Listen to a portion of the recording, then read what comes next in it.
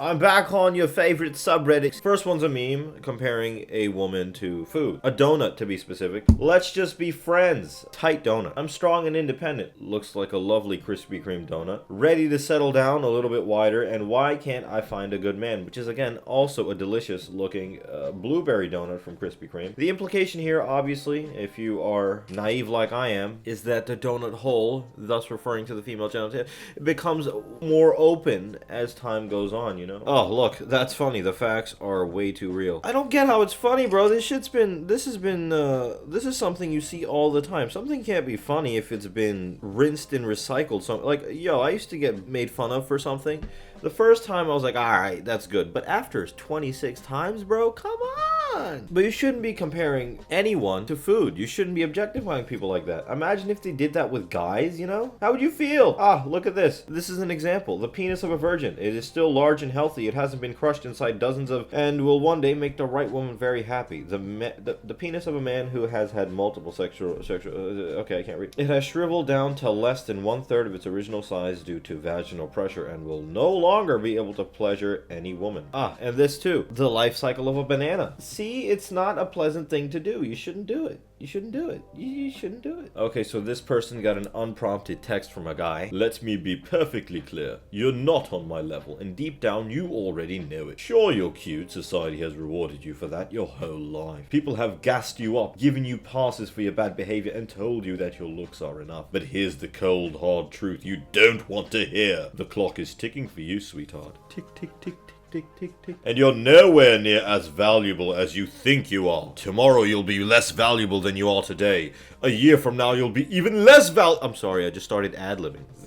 Does that mean my inner nice guy just came out? I'm sorry, I didn't mean to. As a man, I'm playing the long game. While you're out here coasting on fleeting beauty and Instagram filters, I'm building something real. My value only increases with time. I can focus on my career, stack cash, and stay in shape. At 50, I can pull in a sports car and date a woman half my age if I want to. You, by then, you'll be slathering in anti-aging creams and wondering why men don't hip you like they used to. Damn, I got way too into that. Preach, brother! I'm sorry, I didn't mean that. I don't get this idea that a lot of people in the hardcore manosphere have that, you know, sure, yeah, as a guy, if you're wealthy, you're older, you have nice things, you can get somebody half your age. But then are you actually going to be happy knowing that the person you're with is there for your material possessions and not you? Because let's be honest, after 50, your dick doesn't work as good as it does in your 20s. You know, if you're going to talk about things failing, your wiener will fail. Your stamina. You'll have low testosterone. You will not be the same man as you are. Obviously, there's supplements, there's shit to make you, you know, but it's just on a natural level. Physically, you won't be the same. The only reason a younger woman will be with you at that point is because you have shit. Now, are you going to be happy knowing that you're with somebody who's with you because of the material things you have? That, again, I think it goes back to how you view women. You know, is that something you can just replace every few years when you're, you know, when the one you're with gets older? If that's how you view them, okay, I guess that makes sense. But it's a little bit sad, you know. Damn. All right, let's move on. Okie dokie, I've just been trying for too long, but that's okay. You can just message me when you decide you're free. I feel like I'm more attractive than you realize. Meeting girls in person is so much easier than having to prove myself against a whole bunch of fucking nerds wanting to jack you off. I'm just a different caliber of man. And then I assume he sends pictures of himself nude. I'm very normal, healthy, real person. You either want me or you don't. It is a yes or no thing. He gets ignored. I feel like you have no interest in meeting me. Okay, gets ignored. You aren't even that sexy though. That's why I'm tripping. I'm just looking for a friend, and I feel like I'm talking to a dumbass that thinks I just want her pussy. No, I'm not sexually attracted for the concept. That is sexy for an autistic person like my cousin Paul. I wanted to be friends with you, but you want to try to cross the... Bro, leave Paul out of this, you fucking asshole. That's so mean. What did Paul do? You just throw your fucking cousin Paul under the bus? That alone disqualifies you, bro. I have an autistic brother. I mean, I'm not a fucking snowflake. I'm not offended, but, like, I'm just saying. I would not talk about him like that if he was my cousin. I wouldn't talk about him like that. Fuck you. There's a level of craziness that you display by sending messages at 4:12 a.m., 5:36 a.m., and 6:38 a.m. Now, I've been awake. On the weekend, sometimes I'm awake at that time because I'm an idiot. But has it ever crossed my mind to just text random people how hot I am? First of all, I'm ugly as shit, so I wouldn't do that. Second of all, even if I was, you know, some Zeus-looking creature, I don't know. I don't think I'd do that. You know, it's It's a level of craziness I hope I never reach. I agree. I feel bad for that Paul. I feel bad that Paul has a shitty cousin like him. Same. I'd be tempted to be like, hey, is your cousin single? Bro, I bet Paul's not making fun of this guy. I bet Paul's a good guy. What's up? Feeling down. About? Relationship stuff. Wrote my now ex a proper breakup message. Had a call with her a little while after. Wasn't easy, but it's over. So you're single? Pretty much. Yeah, why me? But I'm sorry. What does that mean? Will you give me a chance now? I'm not interested, but thank you for your interest. That sounds like a job application. What the fuck? Interested at all? I'm not. Okay, well thanks for nothing. You lost another good person. You lost another good person. I just don't like that whole concept of like, if somebody rejects you, just move on, bro. You don't need to. You don't need to try to throw it in their face. Like, oh no, you missed out. There's fucking 8 billion people on the planet. Even if she did miss out, there's plenty of fucking options. And for you too, you don't need to be fucking trying to put her down, because what's the point? That's this, whatever. Never be nice to a woman who isn't your girl. Girls are turned off by guys who are nice to all girls. Okay, all comments on that post aside, why are you standing in front of an oil spill? You know what I'm saying? Why the fuck, why is that happening? And, here's just a social rule, you know? You should try to be nice to everybody, you know? It doesn't matter what they are. I think you should just be, you know, pleasant to everyone. Man, woman, geezer, child, dog, cat, bird, plane, Superman, anyone. Just be nice, you know? You don't gotta be a dick. You don't gotta be a dick. I think I should bring Arnold back for this. My ideal partner. I'm looking for a partner who embodies the following qualities. Girls, I deeply admire women who boldly take control of their appearance in ways that make them feel empowered, expressing themselves artfully feminine through breast augmentation enhancement. If we hit it off, I have no problem paying for that. Cares a lot about the physique. Definitely an Arnold Schwarzenegger type man here. Presence, feminine, petite, soft skin. I find this sultry. Physique / body types, fit and lean physique. Self-care, takes pride in personal appearance including hair and nails. If we hit it off, I have no problems paying for that either. And prioritizes her mental health. Primary love language. Physical affection and quality time. Communication, active listener with the ability to take insightful questions. What he does not like. This is where it's gonna get bad, I assume. Watching sports. If you like to, that's okay, I'll go with you every so often. Seafood. If you like seafood, that's okay, I'll still go with you to a seafood restaurant. Negativity / negative people. Tardiness without notification or practical reasons. Lack of communication, small talk. People who don't contribute to or build mutually engaging conversations where I'm the only one coming up with questions. Those who generalize, those who assume, not attracted to smokers. Okay, I can't fucking keep doing this. Alright, I have nothing to say about that. Alright, this is gonna be the last one. I saw your TikTok story about your relationship this year. I'm sorry to hear that happened to you. A lot of guys say they're different, but it's a game for them, unfortunately. But for me, I don't overreach if I don't see things in people. That is a precursor to a drastic shift in tone. Keep that in mind, boys and girls. Anyways, I don't know what really made you that choice with me to call it off, but as real of a motherfucker that I am, I truly think you should think about it. If anything, a friendship. Unfortunately, I think I'm probably the realest person you'll ever meet.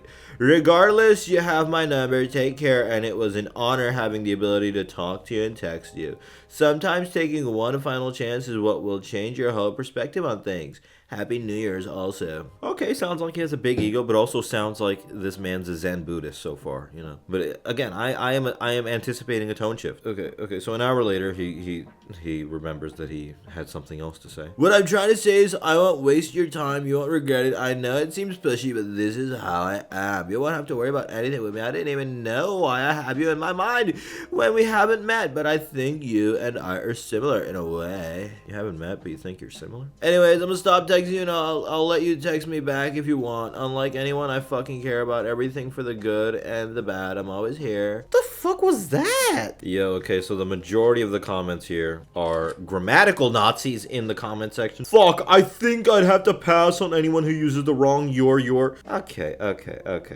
Alright, that's not... That's how you know the post isn't that juicy, because it's grammatical criticism at this point. Yep. But he is a real motherfucker. Did you read those? Did you read his post though? He is a real motherfucker, dude. You're never gonna find a realer motherfucker than him. Yo, I'm such a real motherfucker. That's why you should date me, bro. Imagine that it actually worked. Sorry for being inconsistent again. I made a video about what's his face, that dude who killed the insurance dude, but then I was like, it's fucking too late for that. I figure I'd talk about it. Everyone's forgotten about it now, you know. I'll just go through Reddit, see what people think, and I started it, didn't finish it, cause I'm lazy, you know. I was applying for something and didn't really have the time to finish editing that video. I don't know if I'll finish editing this video, but the Luigi Mangione video, that shit's not coming out. Let's be honest. But what did you guys think about that? If you watched until now, I'd be curious to know your opinion. Reddit was very pro the homicide.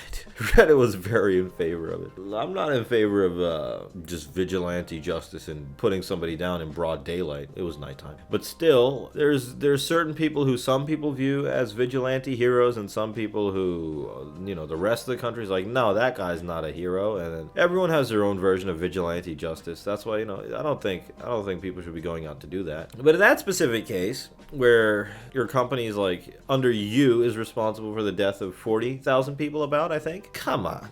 And what are you supposed to do to protest against this shit? You really can't do anything. Your vote really doesn't matter, because politicians probably come in with like good intentions, but as soon as it's their first election cycle, they need some money, you know. All these big ass corporations are like, oh, let me add this guy to our harem, you know. And by the time they get to any significant position, they're all paid off, bought and sold, and you really have no choice. Your vote does not matter. So, you know, when the politicians you vote for are in these companies' pockets, what do? You know? Well, but here's the thing. Here's the unfortunate thing. As impactful as that was at that moment, it's all old news now, baby. There's fires in California. We forgot about those drones in New Jersey. There's a new president. There's so much crap being thrown at you every day through your phone or through news. There's always something new that when there is a significant issue, it gets buried within a week or two, and you can't focus on anything because there's a whole new thing to worry about. But think about it. Most people in the country can't really, you know, who cares? I'm not a fucking politician.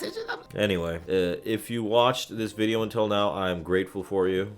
I'm sorry I'm so inconsistent, but again, when you have other shit going on in your life, it's hard to, well, it's not hard, I'm just lazy, you know. I come back from my job and I'm like, ugh, I don't want to do anything. Laziness that stems from uninspiration.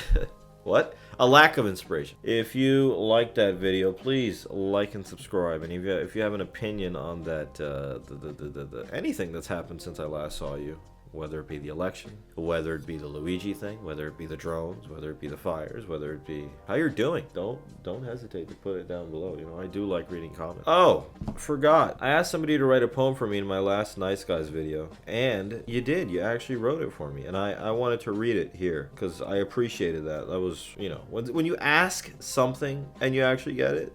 It's crazy. It was Sean Grant. He put this poem here. Contorted ego of contusion, deep subconscious confusion. In their minds, the perfect person and their battered being undergo fusion, composed into a false conclusion. Unfortunately, women can see the delusion. They diffuse them, leaving them disillusioned. One more contusion, continuing the illusion. Thank you, Sean Grant, if that is your real name. I appreciate that. Lovely poem. I appreciate you doing something that I asked. Like, what? Well, I hope you have a good time until the next time I see you. Sorry for being so inconsistent. That's my middle name. Inconsistent, bitch.